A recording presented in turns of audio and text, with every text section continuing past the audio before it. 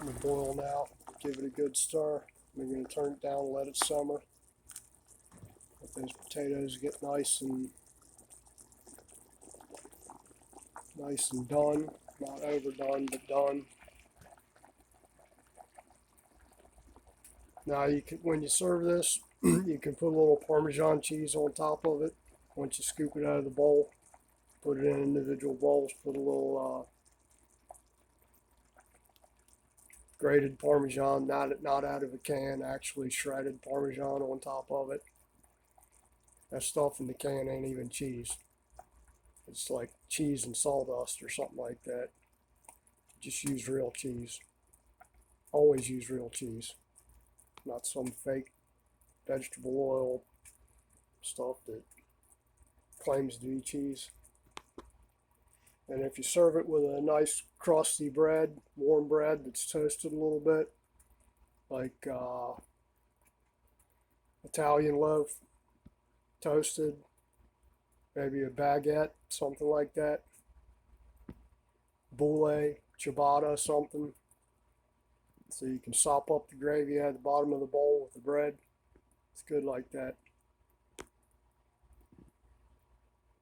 You're going to use heavy whipping cream in there and butter, so it's a creamy, nice creamy soup. Just waiting for this to come up to a boil. I can put the potatoes in there.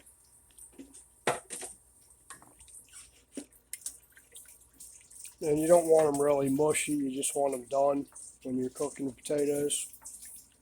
You don't want them to turn into paste. I usually use red potatoes. I think they might use regular yellow potatoes, but I use red because I like reds better.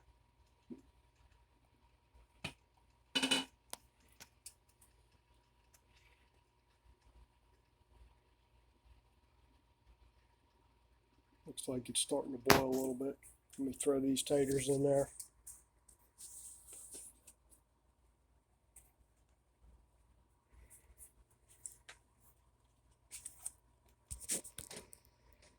Okay, I'm just holding the camera here. The little lady's putting the potatoes in there. Ain't that right, little lady?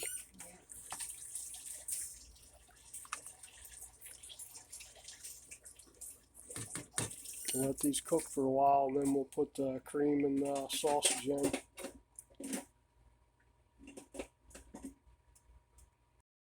We're going to be making some, what are we making? Potato, kale, and sausage soup. I guess it's Zuppa Toscana, which is like they make at Olive Garden. It's just potatoes, kale, cream, butter, chicken broth, and a little bit of hot peppers. I put hot peppers in mine. Everything's already prepared here. And onions, I forgot I'm frying some onions in here. I've already cooked the sausage in the oven. Creates less of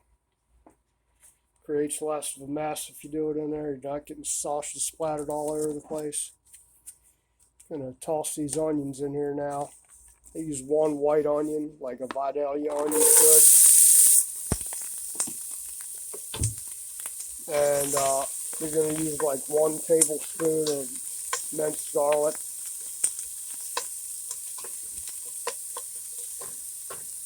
Let me get that out. I'm not really ready here. Well, I'm sort of ready,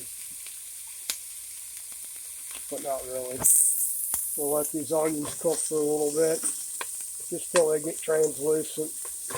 Then I'll put the garlic in there. Garlic cooks faster than onions do.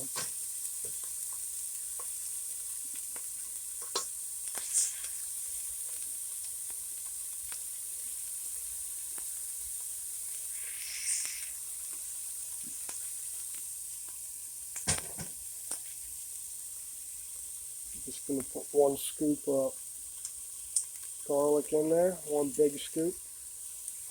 You can put more or less in there. I like lots of garlic in my stuff.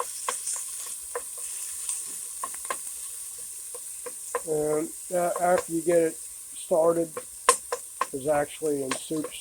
When you get You're going to cook the potatoes in the chicken broth, and then when everything's all cooked there, you're going to throw the sausage in there and put the cream in, the butter, get that all cooked, and then the last step you're going to put the kale in and some hot pepper flakes if you like it. If you like it spicy, put it in there. If you don't put none in. Okay, that's all started there. I like this minced onion in the jar, or minced garlic in the jar. Makes things easier.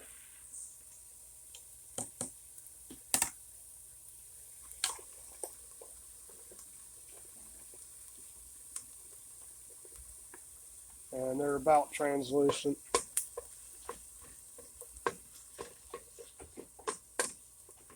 Now, I've always used hot sausage in there. I guess you put sweet Italian in there, but I always use hot. I know what the end product tastes like.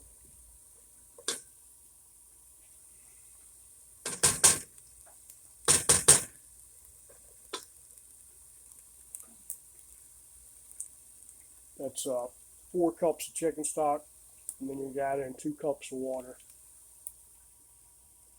That's our 4 cups of chicken stock.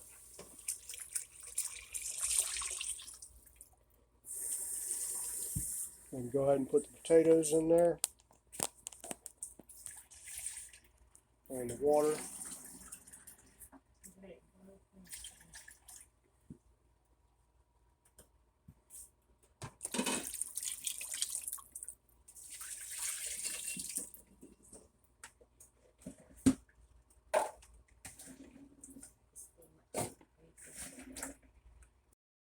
Alright, it's just simmering, bubbling just a little bit. I'm going to go ahead and start putting kale in there now. Let's put in probably a handful at a time.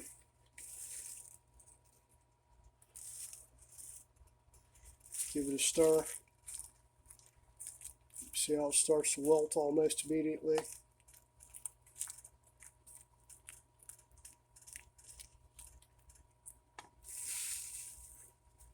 And another good handful there. Give it a stir.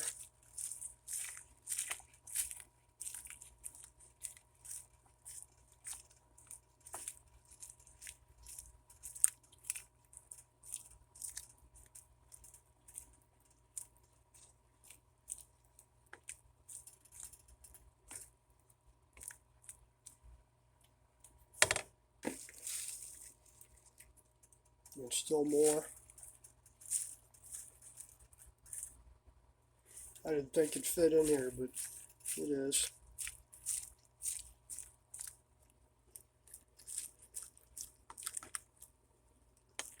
Stir the sausage up off the bottom and the potatoes, get everything mixed up in there real good.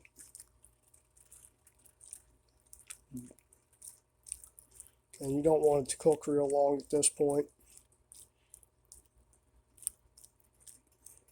Although with most soups, they're usually better off the second day. This is one of those ones where it's really good the first day too. But now you can freeze this too. If you have a lot left over, just put it in a good plastic container. You can freeze it up in there. That way, make it ahead and take it out, thaw it out, and go ahead and cook it. Because it's a cream base, cream and meat, it won't last a long time if you just refrigerate it. Maybe 2 days. After that, you're kind of pushing it. It looks good, huh? I've been making this a long time. It was a chore for us to go to a nearest Olive Garden. It's like an hour away. And, you know, it wasn't really worth going up there. So the wife asked me one time, can I make it at home? So, yeah, I can try it. And this is what I came up with.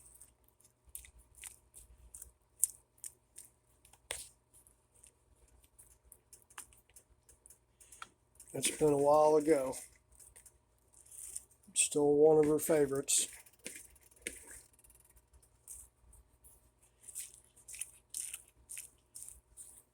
Along with just about everything else I cook, it's one of her favorites.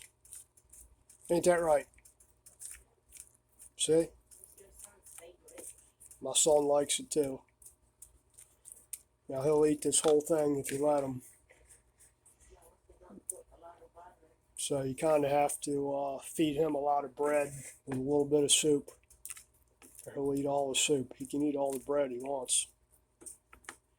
Okay. And that's about it. Let it cook just a little bit more and then we can serve it up. I'm going to put now if you want to, what else is good if you crumble bacon on top, but I don't have any bacon. That stuff's shot up so high now. It's unbelievable what they're getting for not even a pound of bacon anymore. They tried to pass it off as a pound. It's only 12 ounces. And they want $7 less than a pound for it. Nah. It's good on there though. I just didn't buy any. So I don't have any.